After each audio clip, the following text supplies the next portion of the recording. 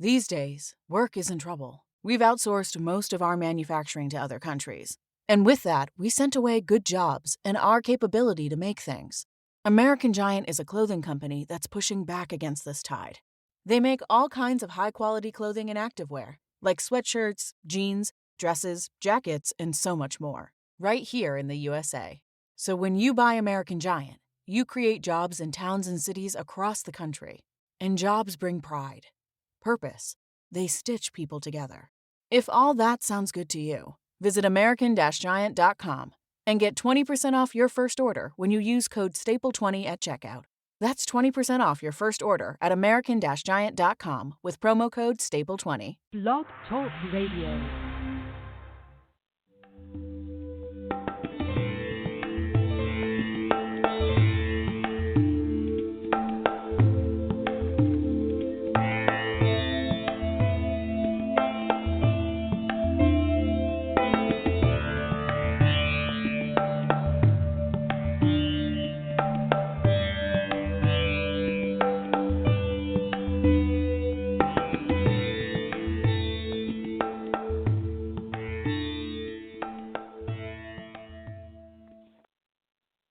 Hi, everyone, and welcome to The Wellness Coach on Blog Talk Radio. I'm your host, Edie Summers, and today we have a really special broadcast.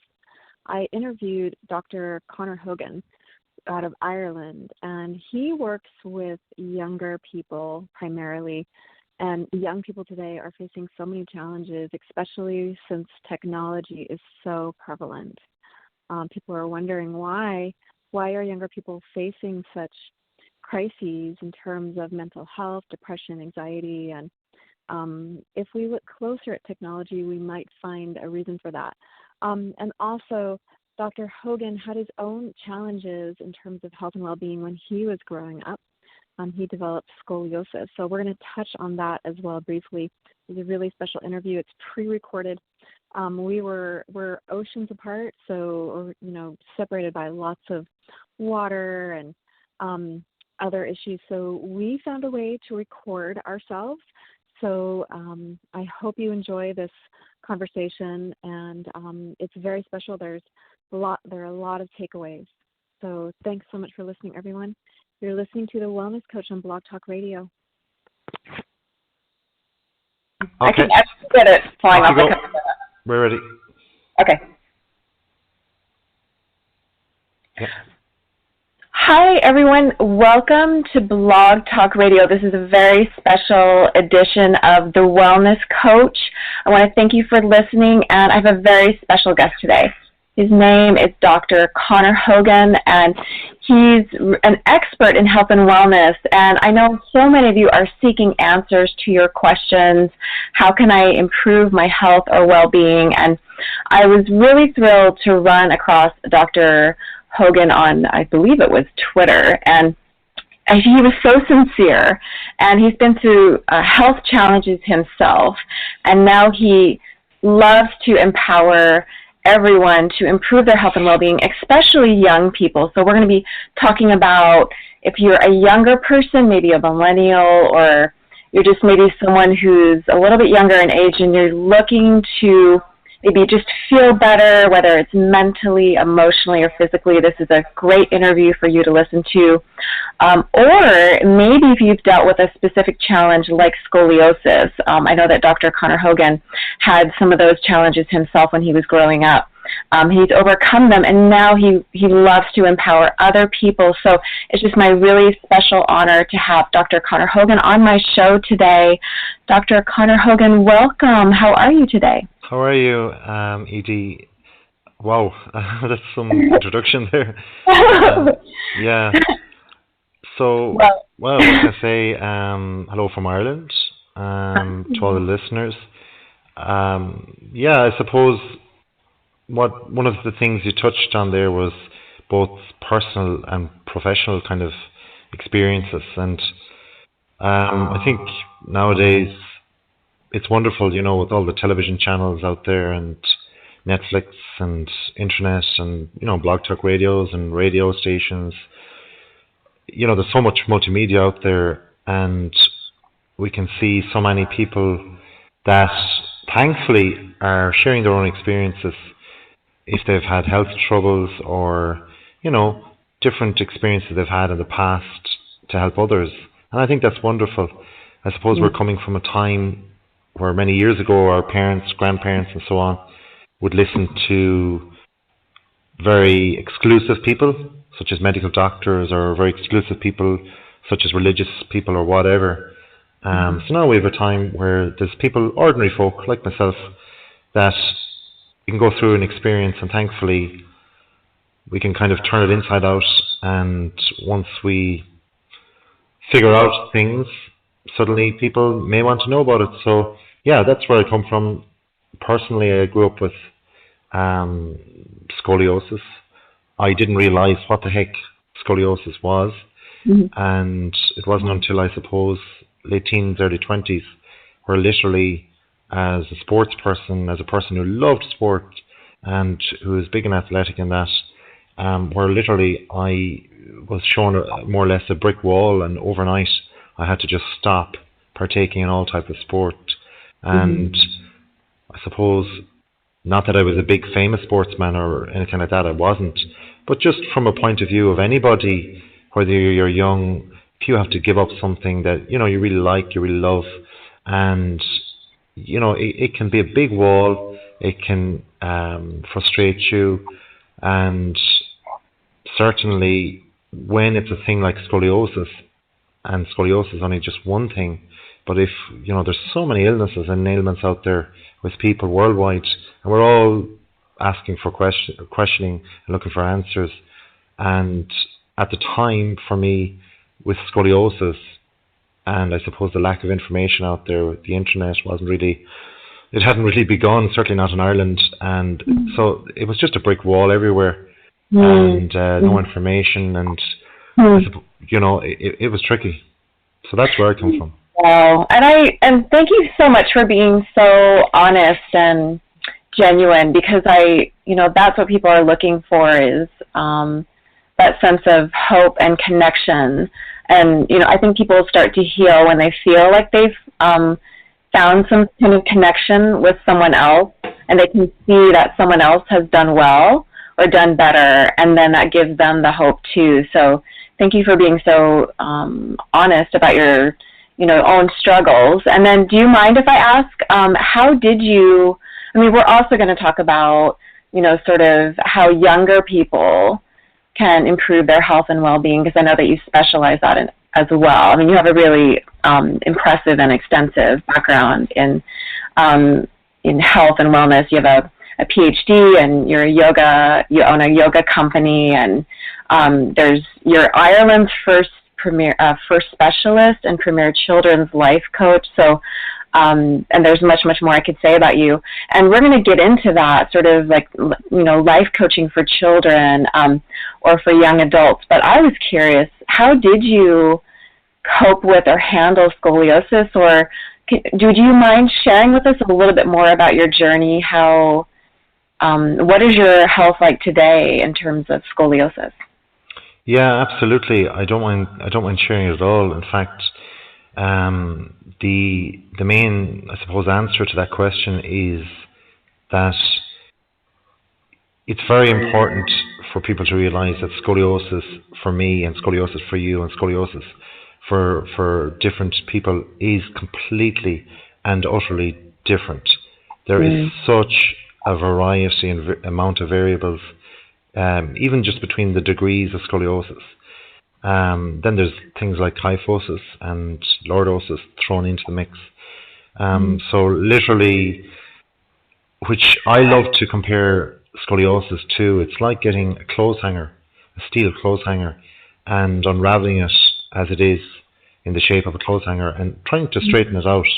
And once you straighten it out, then just twisting it in your fingers and wrists and all the power of your hands, and make it into what resembles, in your best way, like a spiral staircase. And for me, if I was to do that with a steel hanger, you were to do it with your hands, somebody else was to do it, that's exactly how scoliosis appears in different individuals. So it's different. Okay. even though there's an S curve and all of that, or a C curve, it can just appear and feel differently. And just to answer your question very quickly, I'm writing a book at the moment about scoliosis, and within that book, I'll be, I suppose, going through chronologically my lifetime with scoliosis from as a child right up through my teenage years, 20s, 30s, and I'm not going to say 40s because I'm not there yet, but 38. So, but I think then, just as I touched on, I suppose, in the first question there, that it's now 2018, in the 1996 bracket, 98 bracket, I was leaving school, and there was no internet, there was no blog talk radio or blogging or vlogging or any internet or anything like that. So life was a hell of a lot different then, both in Ireland, Europe, America, and so on. So yeah, the main thing I would say to people, girls, guys, anybody of any age, because scoliosis can affect people. It mostly affects people in their teenage years and so on, and become very apparent as they're younger, 20s and that. But it can also affect older people. There's a phenomenal amount of statistics out there for over 65s getting the likes of scoliosis, kyphosis, lordosis and that. And the main thing I would say is now, thankfully, there's information out there. There's the internet. There's things out there, and that's how we're connecting. Right, exactly. Which is fantastic, and it's so great to connect with you this way, Dr. Hogan. And I just had a really quick question about: can you tell us? I'm curious about this. How does the spine? So, if the spine is curved, say in an S curve or a C curve, how does that affect health in other parts of your body? Is that, or does it affect? I mean, I'm assuming that. I mean, I've had some chiropractic, and I'm assuming that the spine does affect your well-being in terms of other parts of your health. Is that true, or am Absolutely. One of the things I'm doing in my book, I'm telling, I suppose, my story with regard to scoliosis. And what I'm doing is I will probably have about 12 chapters, and each chapter will start with, for example, the first or second chapter, it'll start with the likes of my teenage years. The third and fourth chapter will move on to my 20s. So it'll go chronological, and it'll break down different parts of growth within a human being. And then dotted into those chapters, I have 6 to 10 other individuals who have scoliosis. And they'll teach and tell us their stories.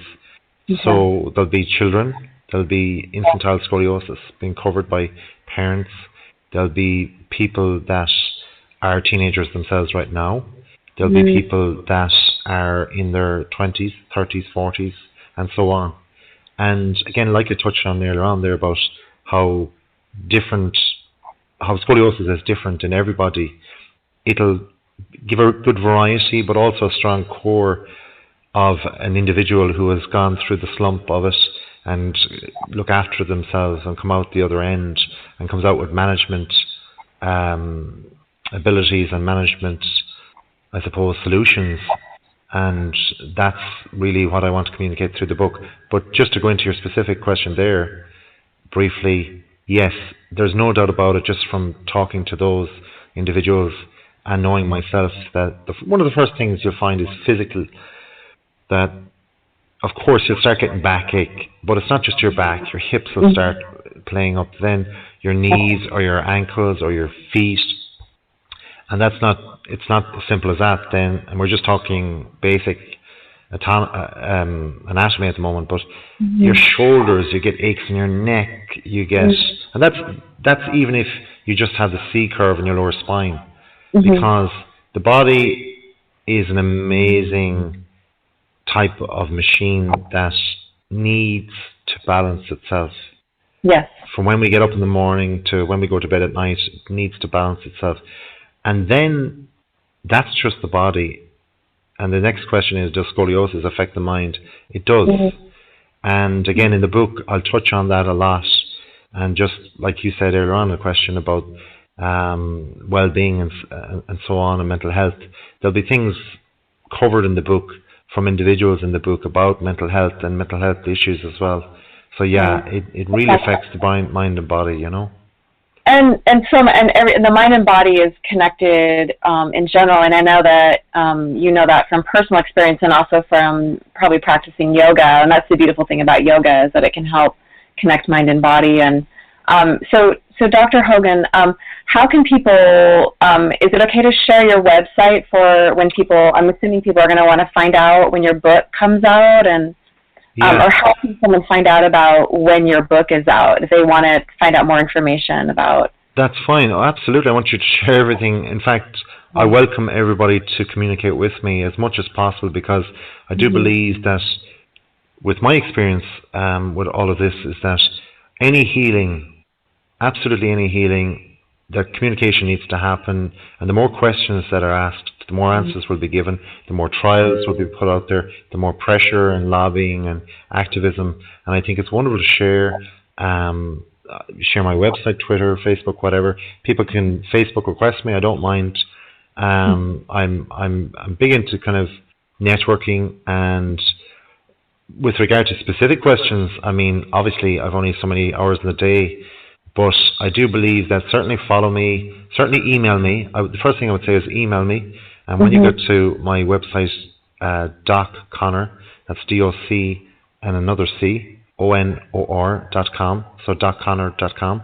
When you go to that website, you'll be immediately put towards an email kind of listing. So pop in your email there, and when the book is approaching or coming out, definitely you will be given ample time to know when it's coming out. I'd say it's going to be towards the end of this year, 2018, or beginning of 2019. But in the meantime, what I will be doing is I'll be blogging with regard to scoliosis and back problems and well-being. And what I'm doing is with the publisher, and I'd love to mention the publishers. Sure. It's such a brilliant publisher, I have to say. I'm with Book Hub Publishing, and their website is bookhubpublishing.com. They're located here in the west of Ireland in Galway, where I am, just by chance. And they have so many wonderful titles. And with regard to well-being, they look after everything from mysticism and mental health and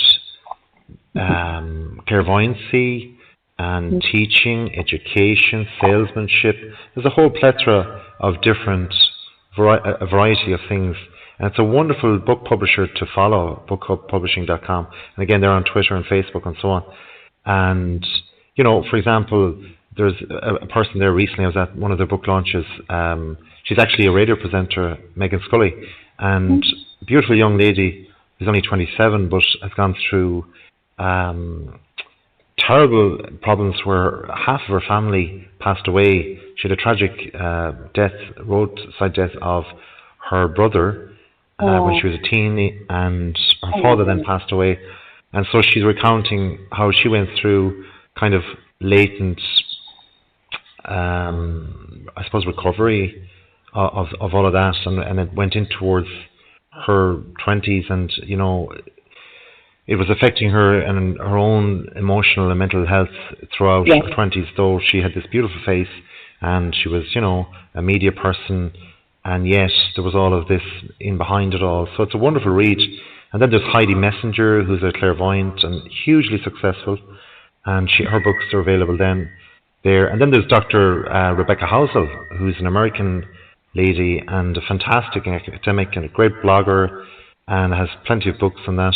So there's many more. Then there's children's books as well, with Ray Flannery, and there's others. But all of those authors are coming together, and this is touching back on what you were saying earlier on about the likes of mental health and millennials. Yeah. At the moment, there is a series of books. One has been released, and it's under the umbrella term of Mental Health for Millennials. So it's on the bookhubpublishing.com website. And you're in that book, aren't you? Yeah, I'm in that first book. So I've done a chapter on friendship, and that was out just last. What were we saying now? We're at April. So that was out last year, mid last year. That was published, and there's another one out, I believe, in October 2018. And I'll be doing a chapter on well-being again in that, probably selfies and selflessness. And yeah, that's a bit. great time. We're talking about technology again and communications. Selfies will be high on the agenda there, yeah. Perfect juxtaposition there between selfies and selfless. Well, congratulations on being picked up by that publisher, and they sound amazing. And let's touch on millennials now, or just younger people, because it's, you were also mentioning the young lady who went through that tragedy when she was so young, and I think it's so challenging for young people. I mean, you first developed health issues or health challenges when you were young, and so did I, and I think that it's also a challenging world. There's a lot going on, and I know that more and more so young people are having challenges, like feeling there's so many. Aren't mental health issues becoming more prevalent now because there's a lot of chaos in this world? Or you can probably address this better than I can, but how are some of the ways that you work with younger people, and what are some of the issues that you see coming up with younger people? Okay, yeah. I know I've spoken quite a bit now, and my my answers have been quite chunky there. The questions you've given, but fantastic. This is about you, so I think it's being really helpful for people. So, I really believe that the more personal it is, the more that people connect with it and find what they're looking for. It's perfect. Okay, well, I suppose it's going, I suppose, under the same umbrella as what you touched on, and I said as well, is that from my point of view, I went through personal things, and I wasn't, I'm not going to sit here and say that I'm the worst victim or person who has suffered from scoliosis in the world ever. I'm not. However, my little tidbit of information that will be in the book, and there'll be a lot, is definitely worth reading, and the other people that are in it too, in order to compare how bad scoliosis can be, how bad back issues can be, and also the different range of mental health that can happen with one physical ailment as such. So you might be listening right now, you might have a flu, you might have a cold, you might feel dreadful. I remember when I was younger, the term, gosh, the weather's terrible, I feel depressed, was a regular thing, especially here in the west of Ireland, where it rains all the time. Yeah, here in the Pacific Northwest too. Oh my gosh, it rains all the time here. It's April, and we have still got water in the ground, and the cattle here are finding it very difficult to get their food. There's nothing growing, so we're entering into summer, and here we are. So I think we beat it. We're wet, but anyway, yeah. So basically, that'd be an issue when you're growing up 20 years ago. When I grew up, and it was like, gosh, I'm depressed, and it was a throwaway kind of line. Now with the young people here, you'll quite often, in a group of 4 to 10 teenagers or whatever, they'll use "I am depressed" straight away, and then in many ways the discussion is opened up, which is always a good thing. But unfortunately, their awareness of what depression is not, it's not on the money, let's say. It's basically a little bit off the beaten track. It's a little bit uneducated, and so yes, we need to talk more. And yes, there's definitely more mental health issues out there, but I think it's important where the information comes from as well. But I suppose I came from my own experience from a physical injury, and that's how I learned all about mental health issues and well-being and such. And then at the same time as I was finishing school, going to college, or school as you call it there in the States, I qualified as a teacher. And it was just, an ordinary qualification as what you'd call a high school teacher. But then I moved into, again, more primary teaching, so I requalified at that. And at the same time, I was doing a lot of voluntary work in helping people, basically, I suppose, across a variety of areas. And when you start working with people of all age groups, you start learning more. And at the same time, society was changing here, where it was becoming, all these mental health issues were coming up. And I suppose professionally then, I started as an educator, and I was kind of moving across. and at the same time within myself I was having all these physical difficulties, so I was educating myself on physical difficulties, and then that was moving across, and what I was learning physically, I was realizing that there was, when I wasn't getting answers from the conservative traditional medical route, I started learning and reading and looking up about other things where the mind can change the body and so on, and where our thinking and all that can change our bodies and our behaviors and so on. And again, there was a crossover then beginning to happen in my professional life, where my teaching was coming towards more a coaching role, a mentoring role, and my personal stuff. Then I decided to kind of do courses to actually just self-heal, self-cure, to learn yoga just for the sake of doing yoga, not to be the greatest acrobatic, flexible guy in the room, but actually, just to learn the ins and outs. Where does this, 5,000-year-old spiritualism / physical activity come from? What does it do? How is it going to help me? If I can get a slice of the pie of information, well, then I'm learning, and I can try and put it back into myself and try and help myself.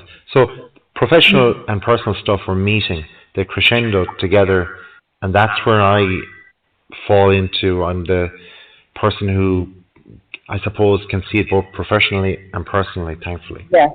Very important. It's very important, and I think for young people, it is such a journey. I mean, it's a journey for anyone when you're learning. If you have some type of, whether it's a mental health issue or physical health issue, you become a seeker. You become a seeker of information and knowledge, and I really believe that's part of the healing process. Is doing, it's like a journey. It's like I believe if you set the intention to feel better, no matter what challenges come up, then that's a big way of how you get better. And then it's a matter of filling in that journey with learning about yoga and listening to podcasts and reading other people's stories, whether they're in books or online, and always being a seeker. And I think then you start to put together the pieces of a puzzle, and I think it can be especially challenging when you're younger, because life is already kind of new, and it can feel even more overwhelming if something big happens, like some type of health challenge or mental health challenge or tragedy, or and I really admire young people that have that fighting spirit regardless, or anyone of any age. But it really does take I encourage people to hang on to that sense of hope, and then set an intention to feel better no matter what. And what is some advice, Dr. Hogan, that you could give someone who's young, who maybe says, I feel depressed or I am depressed? What would you say to them is like the next step? Just touching back on the bookhubpublishing.com, the publishers that I'm involved with, this series of the mental health for millennials is going to be a very good thing for a lot of people, I think, because basically you've got a chapter in each book, and it's a series of books. So a chapter in each book that will be done by experts in their own field across mental health and well-being. So, for example, I think in the last book, in the first book, there was 10 chapters. So there's 10 individual people that are covering it. So again, like people I touched on, Heidi Messenger, who's a clairvoyant, Megan Scully, who's a radio presenter. I think she did a bit of modelling when she was a few years ago as well. But then, of course, she had all this other issue going on in her own personal life. So she talks on the likes of that. And all these people that are experts in their own field. And I think it's wonderful to read series of books like that. But also in that book, you'll find that there'll be nuggets of information from each person. So they will look at the issues and they will say, yeah, okay, this happens, this is wrong. The economy is tough on millennials. And it is. It's a changing economy. It's a huge conversation. Technology is taking over in lots of ways. We're using it now for the two of us to connect half across the world, which is wonderful. And hopefully, many listeners will listen to this and get great enjoyment, but also a bit more information about it. But I think the likes of those books, they're produced here in Ireland, but they're all available online on bookoutpublishing.com. You can buy them online, and there'll be nuggets of information from everybody. So yeah, we are looking into what's wrong. We're stating fact that there is issues. There's mental health issues there, and like you said, it's more apparent now in the millennials than it is in the baby boomers or in any other type of cohort of the human race that exists on planet Earth at the moment. So why is this? And I mean, I think the more questions that are asked, the more answers that will be definitely out there. Personally, myself, I think that technology is brilliant. Yeah. But But I always liken it back to one of the earlier terms of the internet. I mean, when the internet started first, there was brand new terminology that was flying about. There was things like the World Wide Web. There was www dot. Nobody knew what www meant. It was like, what? This is so wordy. This is technical language. I'm not a geek, Yeah. There was movies, like you call them over there. We call them films, but now they're called movies, of course. There was movies with the term nerd in them, and now everybody seems to be a nerd going around, with with their mobile phone or the cell phone, as you call them. Right. So I think that technology has its place, but one of the terms for me that's very critical to the whole thing is information technology. And I think information is a brilliant word, really, to describe things. And information is just that. It's information. Information leads to education, which leads to awareness, which leads to change if you take up the right information. Yeah. And I think that's wonderful, but interaction between people is not information. And primarily we need to interact with people as we meet them, as we see and be with them. And information is a whole different kettle of fish. And we need to realize that technology is wonderful for giving us split-second information and huge information. But interaction is it's like the water that we need every day and the food we need every day, Oh my goodness. So well said. That's brilliant, and there's no substitute. So what I'm hearing you say, and I hope that this is sinking in for anyone who's listening, especially if you're young, that there's no substitution for genuine connection, and that technology, even if you might feel like you're connecting with people, like on your phone or online, it's not the same as a genuine interaction with someone. Do you mean like face-to-face, Dr. Hogan? Or yeah, well, you see, there is actual medical evidence for all of this as well, and there's a reason, like, even, when we're younger, we kind of struggle with the term mind and brain, and there's huge information out there about, again, if I go out and break my arm, I need to go to a doctor. There's a bone sticking out. That's definitely needed. I need a cast, or I need a splint, or I need some sort of physical operation or therapy. Fine. That's very obvious, very apparent.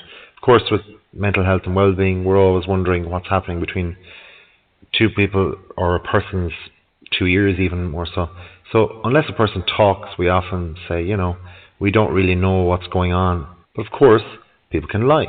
People can put on a front or a face. Yeah. But the difference between mind and brain are huge. Without going, back into the likes of Freud or anything like that, it's really refreshing to know that even though we've all these problems going on right now in the world with mental health and that, and it's coming very apparent for the younger people and the millennials, there's still a huge amount of knowledge needed and information needed with regard to the brain waves, the brain activity, neuroplasticity, neurology as such. So unless we can put scans on and physically see things on the screen which is going on in a person's brain, we can't know what's actually feeding the mind. So basically the brain is like the computer. We all use a computer. But the mind is more the emotional animal or the chimp as such, and how we interact with our thoughts. So again, going back to yoga, as you would be very well aware, Edie, is that with meditation or remaining quiet in yourself in order to actually sit and meditate, which thousands of people have the problem with, being able to actually get to the state of nirvana or the state of meditative within the mind, it definitely changes the brainwaves. It regulates them, it rests them, it gives them a deep rest. But of course, if you have the monkey mind, as is known in the yoga world, you'll never be able to get to that state, to settle down, to sit, to practice, to do your hatha yoga or whatever. You'll never be able to get there in the first place. So you can't actually tell yourself through your mechanical computer brain, hey, listen guy, I need to breathe softly, I need to breathe regularly here. So there's a fight going on there between the mind and the brain. So I think, yeah, millennials, there's problems, there's issues, but you know what?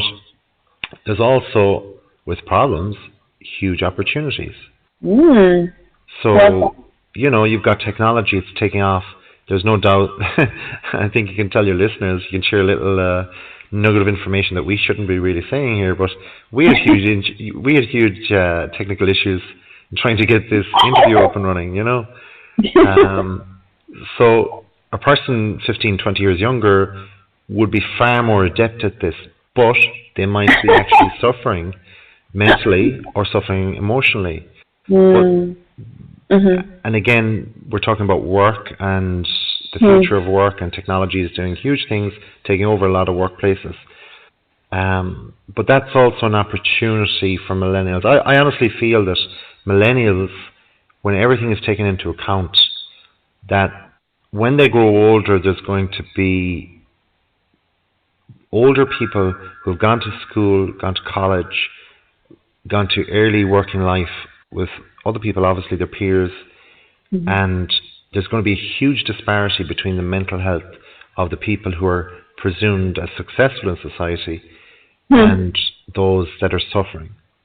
And I think it's the opportunists, like there is in every time, that will actually look at things now like mental health and they go, how can I learn and how can I actually improve that for others?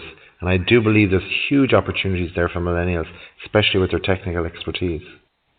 So I want to make sure I'm understanding you, Dr. Hogan. So you're saying that, so when millennials are older, are you saying, where is the disparity? Do you I think, well, you see, there's definitely, going back to the whole kind of information technology thing that I was saying there a few minutes ago, there's definitely a common type of time frame there between the internet coming along in the late 90s and then suddenly all these mental health issues coming along. Right, exactly. Yeah. All right.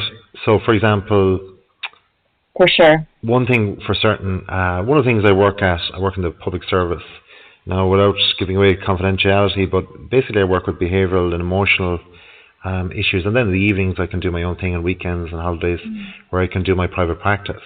But one of the things that's very apparent is that there's technology there and it's wonderful. You can use it, you can send messages in split seconds across the world, wonderful. But what really are we doing? You know, where are we going? And a lot of people are getting stuck on their phones, stuck in their computers, and they're, you know, they might be looking up Facebook, Twitter, whatever, and it's all for entertainment.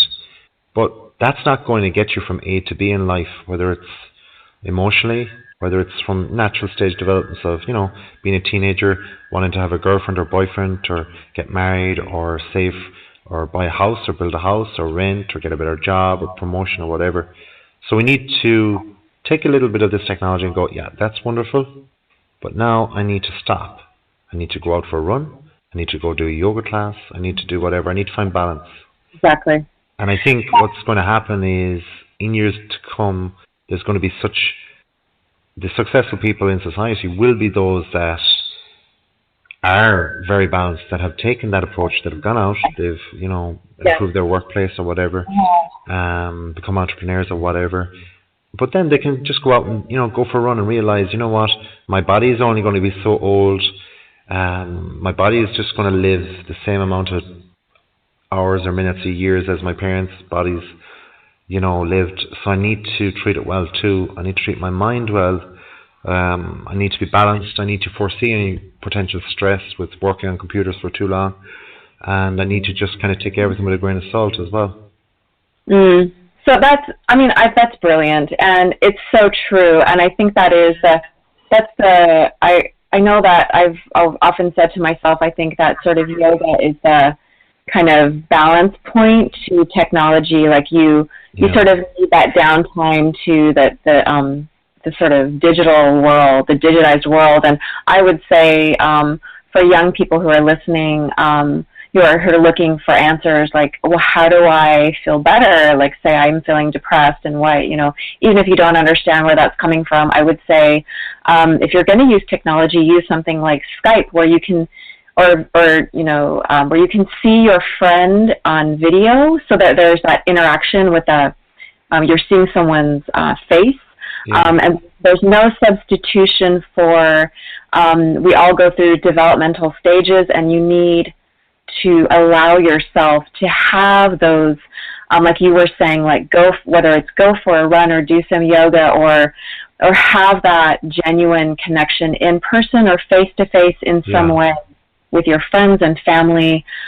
Give yourself what your body and mind and heart and soul need, which is the full spectrum of development. Absolutely. And you can't get that just from. Well, I mean, okay, it's been taught probably in some schools and some curriculums, maybe not as advanced in some countries as others, but I mean, there is absolutely no substitution for, first day at school, you meet a child, you just happen to be sitting beside them, your parents meet, they're both nervous parents, they both want their child to have a happy time at school. They realize the first day at school is going to dictate, from age 4, 5, 6, 7, 8, 9, 10, 11, 12. They go to high school, and then suddenly they have another 5, 6 years. They're out the door. They're an adult. So their whole socialization begins on that first day of primary or high school. And naturally, parents want them to make friends. They want them to be in with the right people. And then there's this whole pressure, especially with the technology now, and it's very visual. Every phone has a camera, everybody has a phone, so you're walking down the street and you're aware of looking good or looking proper all of the time. And I think for females, I think it's really, really tough for young females nowadays, because it's a very visual society, and it always was, but it's now that they are very well aware that one picture taken at the wrong angle is going to be there for life, and they can be bullied, and that's one slice of the pie of the mental health issues, obviously bullying, but it's just so immediate, and it's, it can be taken in a split second, but it's there for life online somewhere. And to get back, like you say, balance, to get back to yourself, to come down and say, it's a picture, that's it. I know I didn't have my hair brushed properly, I wasn't looking like a Kardashian today, and that's okay. That's okay, I laugh at it. And I believe there's huge scope there within ourselves, as you well know, that if you spend time with yourself, proper time, downtime, like the great yoga gurus would say, meditation, mindfulness, that's so golden nowadays. It's so needed, and the reason it's needed is because everything technology is at such a frantic pace, and the human mind, it's not designed for that. It's simply not. People that have developed these technologies, it hasn't been one person. It's been a series of very smart people who have, taken one notch and improved it. So even the founder of Facebook, wow, what a guy, really intelligent guy. But things before Facebook were there. There was Bebo, there was other things. So he saw a niche in the market, and he improved it a little bit.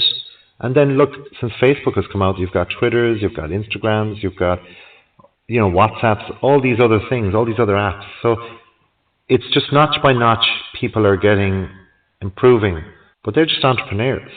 That doesn't mean to say that they're geniuses or anything like that. So the human mind, we all need to come back down to ground zero, to level. And we need emotional rest. And, that's what meditation and mindfulness is. It's a deep rest. And I would say as a young person, don't ever judge yourself.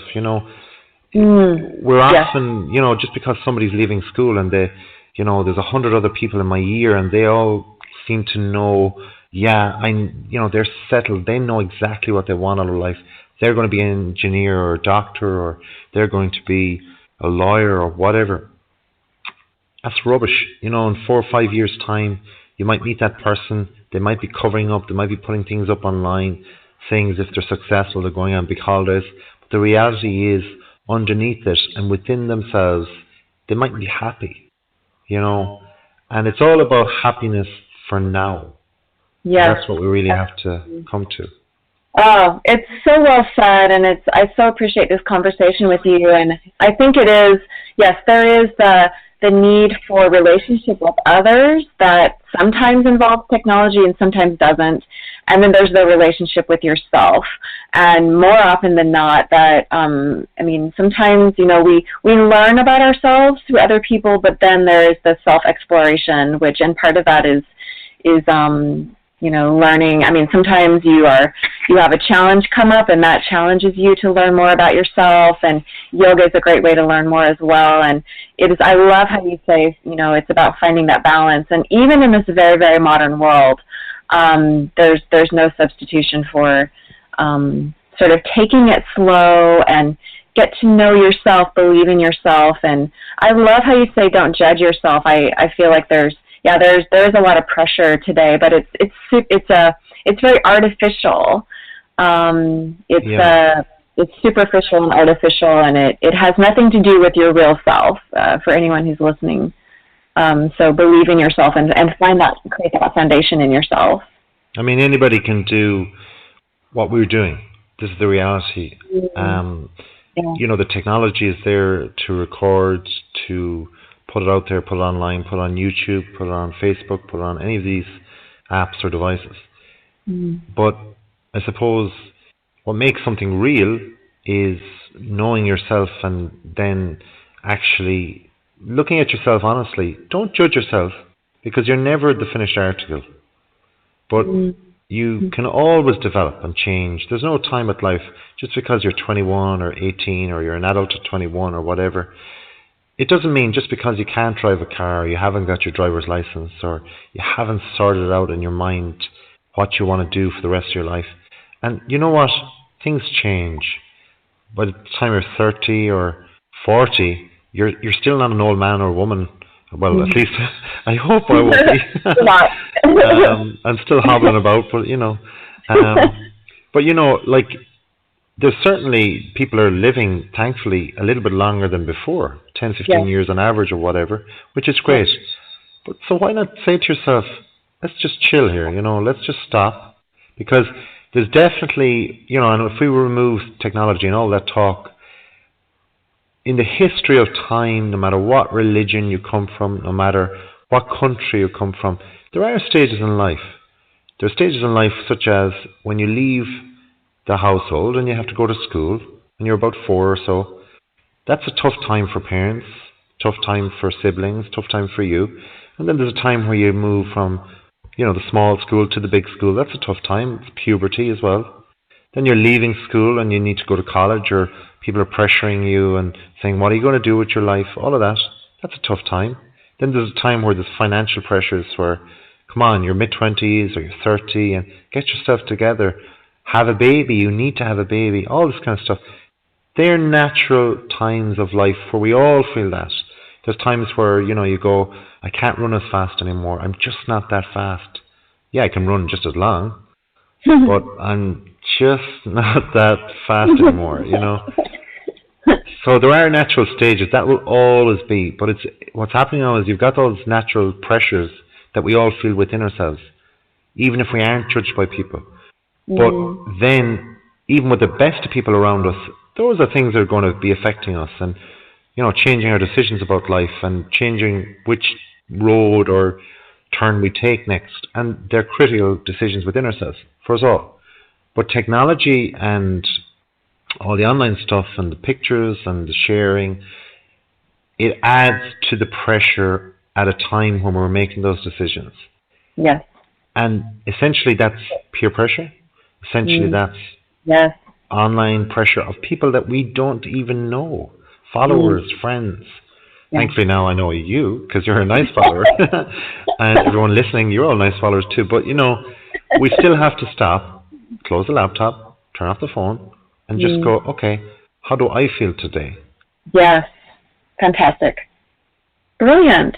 That is, I feel like I cut you off there. That was brilliant. No. Well, I do agree. I mean, a few questions you said there, and it's clinical. It's been said before, but it is really, really clinical that I don't think anybody really should make friends unless you've met them physically in the flesh in front of you. Because I do think there's something there. Like, for example, if we compare with a lot of the romantic comedies we see on television over the last 20, 30, 40 years, we all want to fall in love. We all want to have the best lover. We all want to have the best husband or wife, or, the best relationship that will last the lifetime. We all look at 90-year-old couples who are 50 years married and we go, wow, look at that. That's amazing. And it is. But they have different pressures than what's there now, The slower world, thankfully, there was more trust there. You knew your neighbor. You could leave your door open. So it's different now. But that doesn't mean to say that, you cannot have that. You cannot meet a person like that. You can, whether it's for friendship or relationship.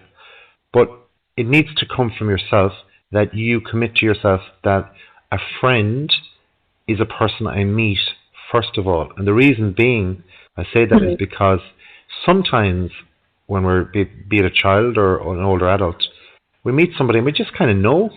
We feel we trust them, and that's our instinct. And it's very difficult online to trust your instinct, because all we have is we have an overemphasis of visual kind of profile. So I can see a person's face, they look okay. I can see that their age, fine. I can see their general location, okay, that's grand. But, I don't know what they're like in front of me.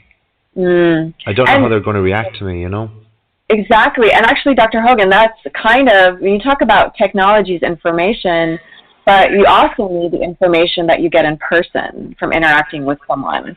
And that has nothing to do with technology. That's only the technology. And that's what all these romantic films have told us, chemistry and, feeling that something, that magical thing that happens between two people. And that's just in the love world. But, in the ordinary world of men and women interacting and people interacting, you get a sense of trust, or a sense of, they're okay, I like them. And it's not just because you're talking about football or you're talking about the weather or something you both have in common. That's just, normal small talk.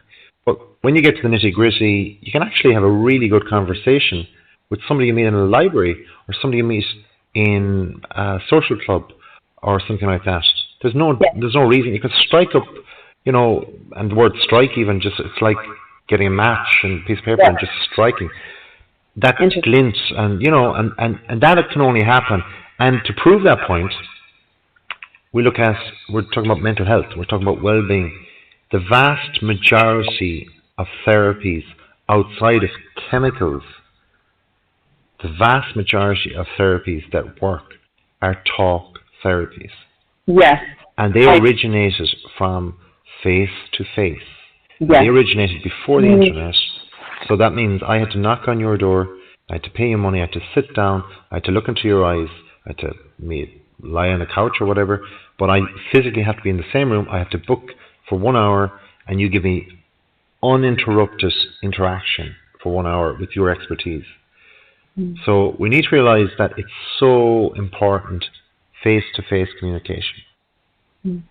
Very, very important. And I totally agree. And there's there's so much we can talk about here. There's neurons involved, and there's that creating that type of relationship. Exactly. And there's a thing called there's a thing, you know, we all know about going out and, you know, go for a run or whatever, do a really strenuous yoga class where, yeah, you get the peace of mind, but also you get this huge buzz of feeling well for the exercise.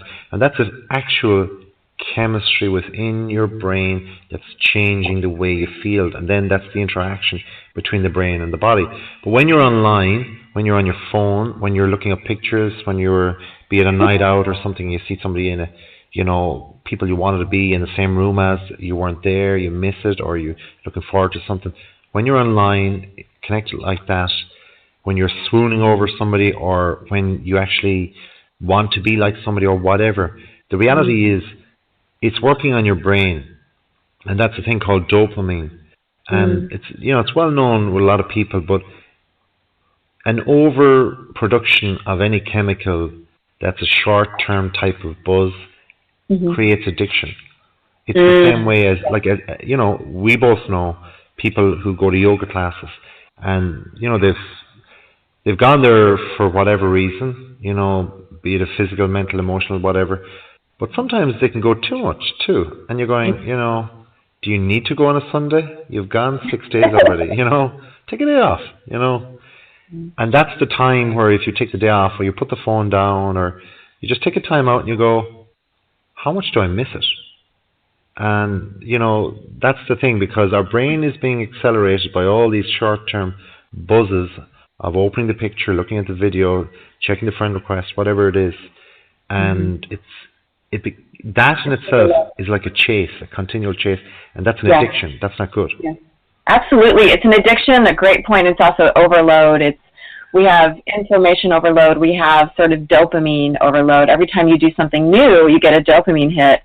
And so that's why people's attention span has gone down so much, because they're craving that next hit. And I mean, I think that people are literally becoming addicted to their phones. I see people walking down the street looking at their phones, and we're sort of missing that basic interaction. And there's so many great points. And it's there's, again, it kind of circles back to that there's no substitution for genuine connection with other people and with yourself. And there's no kind of easy way to, you have to, I don't want to use the phrase, do you have to do the work, but it's a journey, right? Like, it's give yourself the gift of allowing yourself to, I love how you say slow down and take your time, because people are living longer. And I think there's sometimes, you know, younger people have this sense of anxiety, like, oh, I have to have this all figured out. And especially with that peer pressure of online, like you think everyone else has it figured out. And that's just not true. There's no substitution for slowing down and taking your time to figure it out, navigating through that maze and enjoying the process. I think life is supposed to be fun, I think, and it's supposed to be a journey, and it's supposed to be, you're not supposed to know everything that's going to happen. And I think there's a real gift to slowing down, and I think the trick is to, allow yourself, whatever challenge you have, whether it's depression or some kind of health issue, we all have the gift of the magic of being in the present moment. That's always available to all of us, I think. And then it's like what can unfold from there. And life is pretty exciting, even if it's challenging.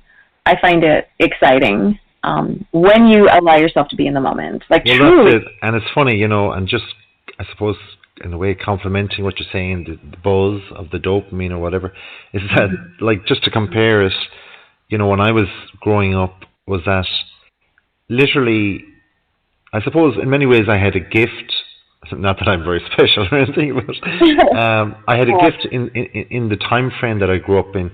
And I think people worldwide, anybody listening to this, that's 38 or 40, because we're young enough to understand a lot of the technologies, but also and to become adept at them as well as some people that are younger, but also we're old enough to realize that when we were 10, when we were 12, 15, 18, there was no technology like this. There was no internet.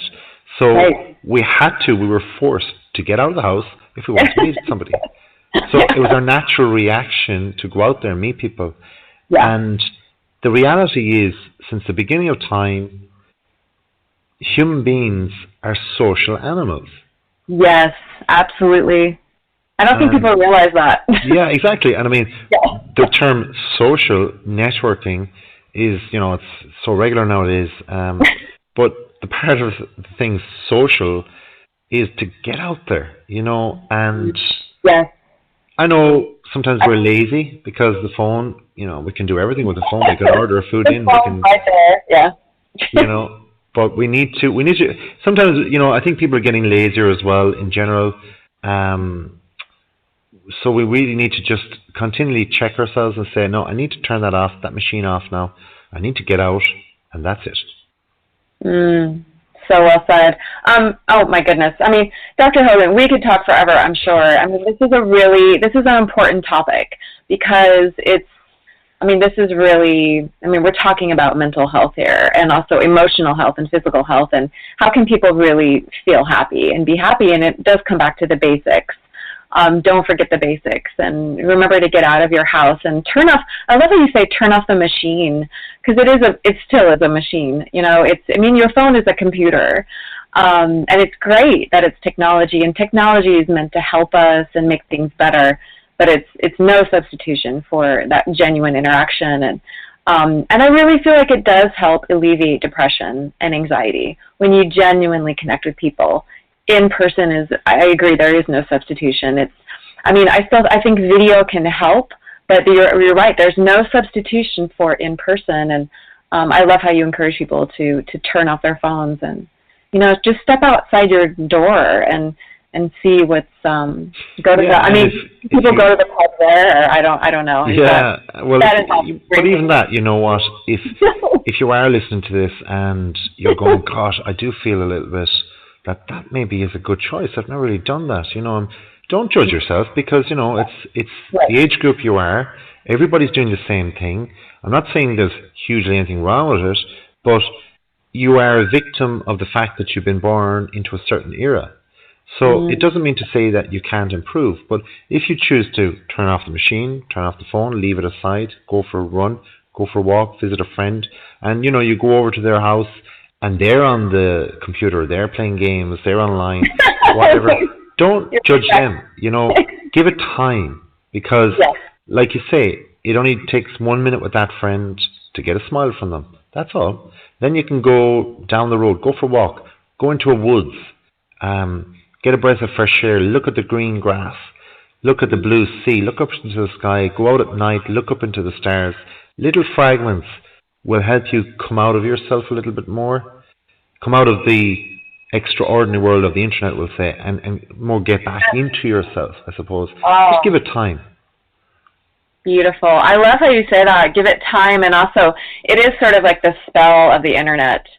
Yeah. And there's what's even more magical, and there's the spell of the world. There's the spell of the real world, and it's I love that. I suggested a bar, but I love your suggestion much more. Go to your friend's house and then go outside, and there's nothing like getting in touch with the natural world and getting to know your friend, and then in turn you get to know yourself. And that's how you develop, and that's how you build strength and resiliency. And you were talking about that neuroplasticity. When you start to have good experiences, it changes your biochemistry. It makes you feel stronger. It makes you feel more confident about yourself. And then you can make better choices, and you can also deal better with challenges that come along when you have that strong sense of self and confidence. So that's just beautifully said. Cool. Yeah, just look, I'm not judging anybody listening or anything like that, far from it. But you will look back on the time of your youth and go, gosh, what was I doing? What did I spend my time doing? My waking hours looking at machines? For what purpose? Entertainment? Wow, look at me, I'm fat. Look at me, I'm old, So what do you want to have? What are your best memories? They're visualizations in themselves. They're smells, they're sounds. And that all comes from being in front of people. So give yourself a bucket load of them. Wow. I suggest we end there because that's very powerful. And And Dr. Hogan, you're welcome back anytime. And what a powerful statement, and such amazing insights. And I really hope that this helps people, because I love how you say that, your memories, this is your experience, or your memories are created from experiences, like real experiences, and it involves much more than interacting with a phone or a computer. It's you need to smell and taste and touch and sight and sound, and so beautifully said. And it's been such a joy speaking with you today. And I had a feeling about you when I don't remember how I met you. I think it was on Twitter, but you just, like I said in the beginning, you seemed very genuine, and I could tell that you had a lot to offer people, and I just really wanted to interview you. So I thank you so much for figuring out this technology, speaking of technology, so that we could have this. Thank you so much for having me, and I feel indebted to you. Thank you, because I'm here in little old Ireland, and even though you've got the wonderful World Wide Web, there's a big pool of water between us. Well, there's water everywhere, and yes, I'm very grateful to technology and for helping us to connect. And thank you for figuring out. For those of us who don't know, we did have to figure out some technology to come together, but we wanted to do it because we felt that it was worth it. So thank you so much, Dr. Hogan, for speaking with me today and for being my guest here on Blog Talk Radio. And thank you, everyone, to listening. We hope that this was useful for you. And we hope that you have a beautiful rest of your day wherever you are in the world. Everyone, thank you so much for listening. Take care.